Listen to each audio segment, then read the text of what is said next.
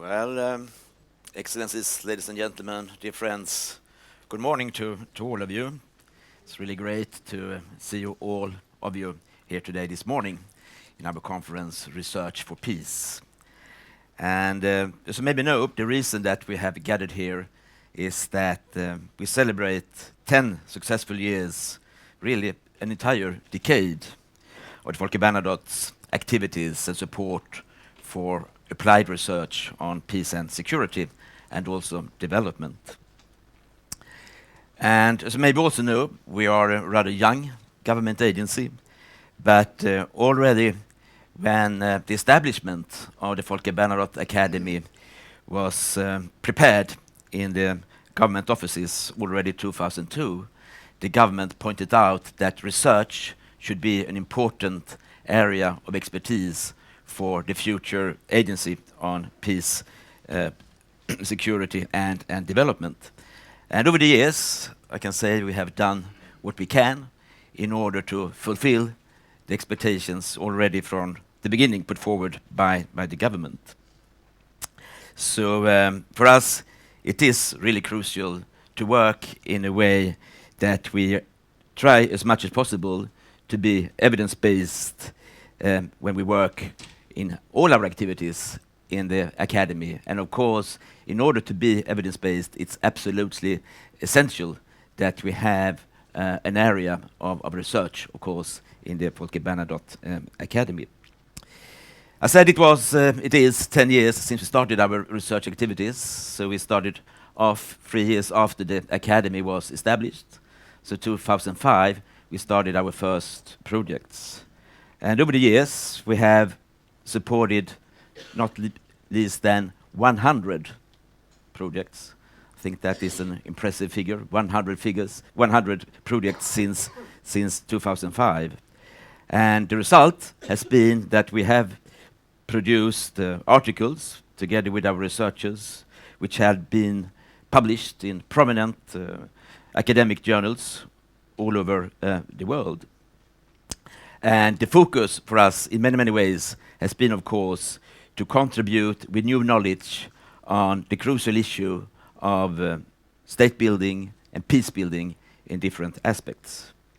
So let me start by also taking this opportunity to thank you all who have been part of this important work over the years. And for us in the Folke Bernadotte Academy, it has also been a great privilege to work together with you. And maybe also we have, in one or another way, contributed to your fine results. In order to promote growth of both national and international competence in the field of peace, security and development, we are now working on 3 different research strands, all with researchers coming from different parts of the world, international research working groups. We have one group working on conflict prevention. We have one group working on peacekeeping operations. Another one working on rule of law. A third one on security sector reform. And a 5th one on UN Security Council Resolution 1325, as you know, named after the first thematic resolution on women, peace and security in the UN. And the basic purpose of the research we do undertake is to contribute to the development of knowledge regarding international peace operations and support, as I said earlier, evidence-based policy and methods surrounding peace and state-building processes. And I touched about it just briefly yesterday night before the dinner. I think one challenge we do have is to be better when it comes to taking advantage of the important work you are carrying out. The feeling we have is that the quality of the research is very good, and we are getting more and more researchers on board, and we are expanding our network of researchers. That's good. But the challenge we do have together with you is to really make sure that we can take advantage, make use of the excellent knowledge you prepare, and channel it, if I put it that way, into the peace operations. Because the mission we have and the passion we have is, of course, to help the peace operations or the crisis management operations, both in the United Nations, the European Union, and the Organization for Security and Cooperation in Europe, to be more efficient, to be better, to face the challenges they have in the field in our time.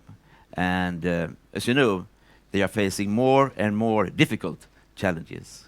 So if we, together with you, can be better to take advantage and make use of the knowledge you are proposing and channel it out into the field in the different peace operations, we will be more than happy. But of course, the work we are doing together are complex and also sometimes difficult. And I think it's also fair to admit that we don't have exact answers, we don't have all answers on why some societies are stable and other societies are not. We don't have precise formulas which help us to explain why certain international engagements are helpful in promoting peace and stability. In some cases, they are not. But I think one thing we really know is that it makes sense to try to gather as much understanding, expertise, and knowledge as possible, as much as we can, in order to avoid narratives that do not stand on reality or repeating mistakes already committed in the past. That, of course, we can do. I said earlier that we have 5 working groups on research, and they are right now composed of about 80 eminent scholars from different parts of the world. We have researchers coming from universities as Yale University, Columbia University in the United States, but also from Uppsala University here in Sweden, Georgetown University, to go back to the States. But we have also researchers and scholars coming from different think tanks, like PRIO in Norway, like SIPRI here in Stockholm, the Klingendal Institute, and Stimson, just to mention a few to you. We have also the ambition to broaden our network even further. As you hear, we have many researchers now, good researchers, excellent colleagues coming from North America, from the northern part of Europe.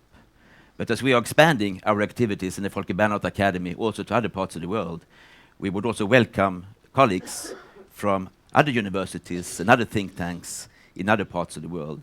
So that's another challenge we do have in the Folke Bernadotte Academy. So don't be surprised if you get new colleagues, excellent colleagues of course, but also from other parts in the world, joining our research groups in the future. The conference here, the Conference Research for Peace, kicked off 2 days ago. And I have not been able to participate the 2 first days, but I've heard that you have had good discussions and intense discussions, and you carried out a good job. And you as researchers, you have had a chance to present and discuss your ongoing and future projects with each other and also with my professional colleagues from the Folke Bernadotte Academy. The day today we consider as the culmination, if I put it that way, of the past 2 days. And we're also today pleased to not only welcome you as our researchers and as I see it, colleagues to the Folke Bernadotte Academy, but we're also pleased to welcome today policymakers and practitioners to join our conversation here in the conference today. And we hope that the discussions today will lead to interesting talks and new insights, and basically on 2 specific and central topics that not least researchers and some of you here among us have identified earlier as major challenges. And the first topic is on the importance of gender mainstreamed approach when we are talking about peace and security. And in fact, research there is a strong association between gender equality and peace. We all know that. It is essential, and it's evidence-based. But since this is such an important topic for both policy and practice, we will also discuss both what it means for a country to use a feminist approach. It's a very current issue in the country we are in now, Sweden. What it means to security and development. And in addition, we will also launch, and this is really important, the 1325 Research Working Group's new book on gender, peace and security. This issue is complex. The issue of gender, peace and security is really complex, and is, since many years back, as you know, also part of an international debate which has undergone dramatic change, I would say, since the first resolution was adopted in the Security Council 15 years ago. But having said that, it's also obvious that we still have much work to do in order to move from words to action. I think this is really crucial. But so sometimes I have the feeling that that's the most critical phase or critical point, really, to move from words to action. So we really hope that this conference here today and our discussions will be very much action-oriented. That is the second topic we are going to touch upon today, is about how can we, in the international community, contribute to sustainable peace when peacekeeping operations are increasingly equipped with robust mandates, as we used to say, and getting also, in our days, now involved in battles. So I think it's fair to put the question here today and ask ourselves, is it possible, and how is it possible, to strive for inclusive peace building in such very, very challenging and dramatic developments that our peacekeeping operations are facing today in the fields in different parts of the world? I think it's fair to say that both these debates occur at an interesting moment in time, especially in the United Nations. Some of our seconded personnel who are present here are dealing with these issues on a daily basis in their work as well. And when I said that this conference is taking place very timely, especially when it comes to United Nations, of course I think on three ongoing processes in the United Nations. First of all, the high-level panel on the future of peacekeeping operations, the independent panel, to be more correct. There is also another process called Peacebuilding Architecture Review. And last but not least, really, there is another process on 1325, this global study on 1325. And I think the reason all three panels or processes have been decided is that there is, of course, a common understanding of that there is a need for reforms in different respects, if not to say all aspects in the United Nations. And on top of that, of course, we're also in the process to go from our Millennium Development Goals to the Sustainable Development Goals. And the MDGs will soon be replaced by the SDGs. So we think this conference is very timely, and our ambition is, of course, also that this conference, Research for Peace, can make a small contribution in one or another way to these debates. And I really would like to encourage you to take the opportunity today, to take the floor, to mingle, to discuss, and to talk, and take the advantage that we are gathered here. And we have one thing in common, and that we have in common is, of course, that we are committed to do whatever we can to make peace operations and peace missions more efficient. So take the advantage that we're here and try to learn from each other and interact with each other. Richard, I'm now happy to introduce you, our head of research, Dr. Richard Zajac Sannerholm. And Richard will present an historical exposé of peace efforts, peacemakers, and the setting that the Folke Bernadotte Academy originates from. So we're all looking forward to hear what you have to say, Richard. So once again, you are very welcome to this conference, Research for Peace, and I'm sure that we will have an excellent, interesting, and fine day together. So thank you very much, and please, Richard, the word is yours. Thank you.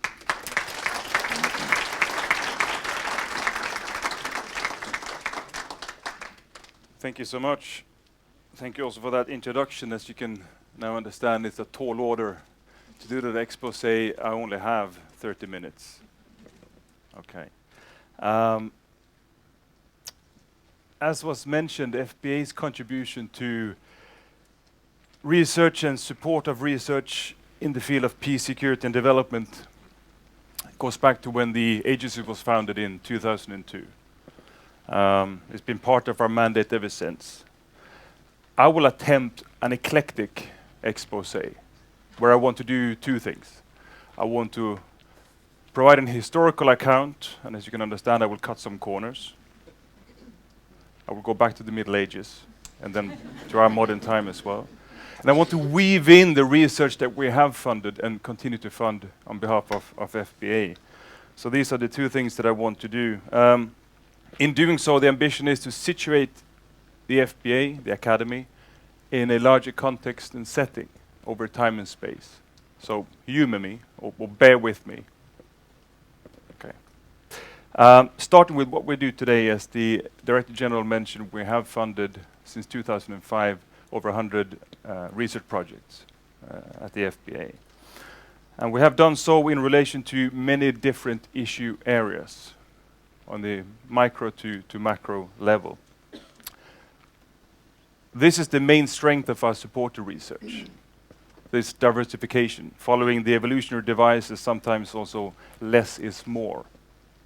The project that we fund typically center, if we lift it up on an aggregated level, on understanding conflicts from different points of view, how to mediate, manage and resolve them, including a gender perspective on conflict, the role of outside actors, and what we can realistically hope to achieve from the outside.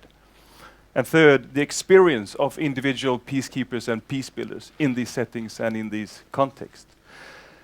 The driving force behind all of this, for us at the FBA, and I take the liberty to speak on behalf of you as researchers as well, is of course, and as the Director General mentioned, to know more, to build peace through knowledge, to learn from history, past experience, past mistakes, in order to be better informed and ready for the here and now and the future.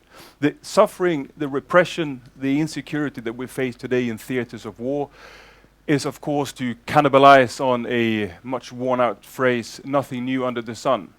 Or in another one that one of our researchers mentioned in a very classical, elegant way from the Melian dialogue, we see in these theaters of war that the strong do what they can and the weak suffer what they must. So these are challenges that go and are ageless in a sense. That's one side of viewing things. The other side of viewing things is to look at the commitment, the dedication and the willingness to try to mitigate the consequences of war and conflict and suffering and repression. And that's also ageless and timeless, but there is a significant difference here in between is that that has actually gained in strength. The commitment to building peace is by far much more organized now than ever before. It is multilateral, global, diversified. It's an eclectic community of actors that are involved in doing this. Not always in sync, but at least towards a common goal. It involves states, organizations, private economic actors, think tanks, and ranges from the World Bank, the African Union, to Angelina Jolie and Bill Gates. So thus, while the persistence of man-made suffering is in that sense ageless and disheartening, the simultaneous commitment to try to alleviate the very same suffering is, at the very least, encouraging. What we think at the FBA, in fact, that there's some comforting reassurance that we can draw from this historical narrative, but we do not always allow ourselves to reflect in those terms. It's a luxury that we do not always have when working in these settings and under time pressures and timetables that we do not set. So just as Newton described his work as standing on the shoulders of giants, in modern speak, to give cred to those whose work have paved the way to what we do, it is important to acknowledge FBA's small part in a longer historical line of Swedish contribution to peace and security. And that's where I'm heading, in case you were wondering where I was heading with this. And where better to start than here? Saint Brigid of Sweden lived in the 14th century. She was significant in many respects and left a mark on history in more ways than one. She was, or she is now, I should say, by some considered to be the first, or at least we have to say, first known Swedish feminist. Of course, that's a term that would have been alien to the medieval world. She was an outspoken woman as well, active in politics, very active in politics. She focused on a motherhood-centered theology, which was also quite unusual for her time. She was also characterized much later by the famous Swedish author August Strindberg as a vengeful woman who saw dominance over the other sex. It's not an uncommon epithet to give outspoken women over history. She was a traveler through Europe. A Europe at the time that was ravaged by pandemics, natural disasters, the little ice age at that time, and wars and suffering. In modern UN lingo, certain parts of Europe would have been classified as L3 areas, so severe, large-scale humanitarian disaster areas. Uncharacteristically for her time and also for her gender, and also considering the geographical origin, the backwaters of Europe at that time, some would still consider it to be, that is Sweden, she took upon herself to mediate or facilitate mediation between France and Britain in the 100 Years' War. Or to be specific, she asked Pope Clemens to do so. That makes her one of the first female mediators that we know of. And then she joined a club with very few members in it. Ironically, 700 years later, that club has not expanded much. And as research shows on mediation today, there's a gender discrepancy between those who are prepared or trained to do mediation and those then who are appointed or work as mediators. And that's a challenge that we have ahead of us. The 100-Year War was, by our modern definition, an interstate war between France and England, but could easily be described as a civil war as well, considering the family feuds it rested on. It had all the markers of conflict that we see today, the fluency of borders, irregular armed groups, sexual gender-based violence, and so on and so forth. It also included an idolization of female heroism, at least from one side of the conflict, through Joan of Arc. Not completely different from the more popular culture description that we've seen of female fighters in the Kurdish YPG in the city of Kobane as of recent. And not an atypical, stereotypical classification of how women take part in, during and after conflict, unfortunately. Considering that St. Bridget intervened in 1348 to mediate peace and that the conflict lasted 90 plus more years, it's not grossly unfair to say that she was largely unsuccessful. So here mediator researchers will say, well, wait a minute, there's much more to it. Mediation has to be seen as incremental steps and not a binary on and off switch, and we grant you that, but this is no time for interventions now. And conflict prevention and mediation researchers, many of them are in here, who have written substantially on mediation and conflict prevention, would most likely be able to provide some pointers as to why mediation did not work in that particular setting. We know now that it depends on the style of personality. That's one factor of the mediator. The elements of conflict, the timing of intervention, the buy-in from the parties, and so on and so forth. Leaving the medieval world, fast forwarding really in history, from a Swedish point of view, a big jump. The first formal intervention of the Swedish state in a peacekeeping mission was in the SAR Battle between the world wars.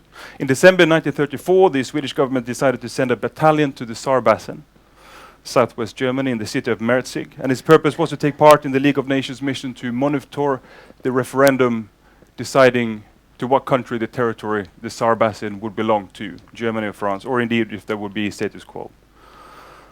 The Swedish participation in the League of Nations mission, and the mission as a whole, was considered as a success, mandate fulfillment in modern speak.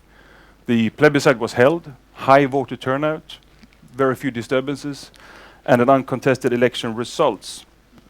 The end game that we now know is, of course, far from successful. The Nazi party used the SAR Basin as way of propaganda. in order to reinforce claims and to reinforce the narrative that the Nazi regime had on lands in other countries as well. This is something that we encounter in modern times too, where missions are able to fulfill mandates, but where the outcome is in a stark contrast to the very objectives that propelled an international intervention in the first place. And we have also more recent modern examples where particularly elections have provided results that are difficult to digest.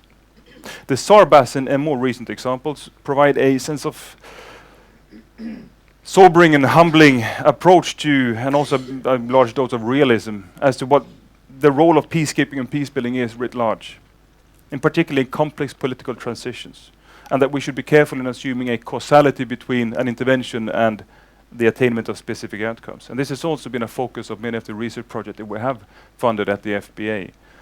That has helped us to understand the role of outside actors in managing, if not resolving, conflicts. This challenge and this theme or strand that we have supported, but also the personal cost involved in peacekeeping and peacebuilding, are all in the narrative of Folke Bernadotte Academy, and also the Folke Bernadotte, I should say, the Count Bernadotte whose name we wear in commemoration. Folke Bernadotte was the UN first appointed mediator, set to mediate between Israelis and Palestinians based on UN Resolution 186 from 1948. His intervention came at a very violent time. It followed directly after the UN partition plan for Israel and also the unilateral declaration of independence of Israel. The dangers of the mediation assignment was not unknown to Count Bernadotte. In fact, when being warned or receiving a message warning him not to attempt to land at the airport outside Jerusalem, what was then known as Calandia, since the aircraft might be shot down, he replied to a journalist traveling with him that apparently this is an attempt to scare me, but if anyone thinks that I can be scared, he's mistaken. The mediation assignment proved not to be only dangerous but also deadly for Count Bernadotte, and he was killed in the same year, 1948. But during a short time as the first UN-appointed mediator, he submitted 2 proposals for mediation, and his successor, Ralph Bunche, managed to get the parties to sign the 1949 Armistice Agreement. So looking at a whole in terms of a mediation assignment, the picture is much more nuanced. That assignment was, and it still is, a tall order by any standards. It combines different layers, actors and elements in a very intricate web. Count Bernadotte himself wrote that in putting forward any proposal for the solution to the Palestine problem, as it was then known, one must bear in mind the aspiration of the Jews, the political difficulties and differences of opinion of the Arab leaders, the strategic interest of Great Britain, the financial commitment of the United States and the Soviet Union, the outcome of the war, and finally the authority and prestige of the United Nations. This mix is not unfamiliar to us today, barring a few of the actors. Many of the different research projects that we have funded at the FBA and that we've been very happy to fund have looked specifically and examined this particular challenge or nexus of managing conflict but not being effective enough to resolve it. Or also, a lot of research has gone on to look at so-called spoiler problems and veto players in these processes, trying to identify their role and ways in which we can accommodate, understand, mitigate, or stop them from disrupting peace processes. Moving a bit forward in history to the 1960s, one of the main Swedish contributions to international peace and security was in the UN mission in the Congo from 1960 to 1964. All in all, we sent 9 battalions to the Congo, consisting of roughly 6,000 Swedish soldiers, out of which 19 were killed during that term. The Swedish contribution is well documented in historical accounts, and we invite you also to look at the Folke Bernadotte collection display at the back end here of the wall. So it's well documented in historical accounts, preserved in writing and other media.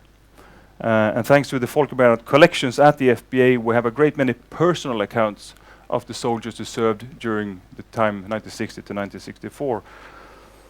And they recount of stories that are extremely volatile environment, where the mandate and rules of engagement were unclear, where it was difficult to separate friends from foes, creating a narrative of insecurity surrounding the mission as a whole, and as them, the UN, being engaged as a party to the conflict. And it's important not to lose touch of that personal account, that personal narrative from keeping or trying to build peace. Not just for preservation for future generations, but in the here and now. To understand the motivations, the experiences, and also the personal costs that are sometimes required. And that also as a way of recognition. And this is also a research strand that we have supported in different ways from the FBA, looking at the role of peacekeepers and peacebuilders as such, their attitudes, behavior, their preparation and readiness, together constituting or laying an important puzzle for us to understand what peacekeeping and peacebuilding requires and what we require in that sense also of those who perform such tasks. What these snapshots of history shows, moving up to more modern time settings and the typical missions perhaps where the FBA and our partners contribute to today, is that, and it's been an eclectic exposé of weaving together past practices with the knowledge that we have today. Hopefully, it shows that the commitment to international peace and security entails many different stories. Hopefully, it allows a small sense of also being part of something bigger. Now, the commitment from a Swedish point of view has been the individual, as through Count Bernadotte, through the individual soldiers taking part in the SAR Battle, League of Nations, or in the Congo through the UN mission. So it's been individual, but also collective in that sense. It's not always been planned, but rather dictated by each of the circumstances given under each period of time, but constitute together a tradition that is not unique to Sweden, but is our tradition at least. Conducting, funding, and discussing research from the point of view of FBA is also both a collective endeavor, but also very much an individual and personal one, together with you as the researchers and our partners in the broader peacekeeping and peacebuilding family.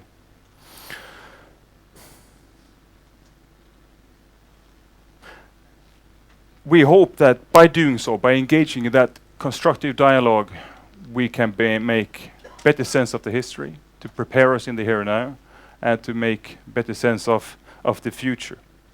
And in that sense, a simultaneous direct and indirect sense, to research to make conflict history. With that eclectic exposé, we will take a 5-minute coffee break before we begin with the first panel of today. Okay, thank you so much and a warm welcome.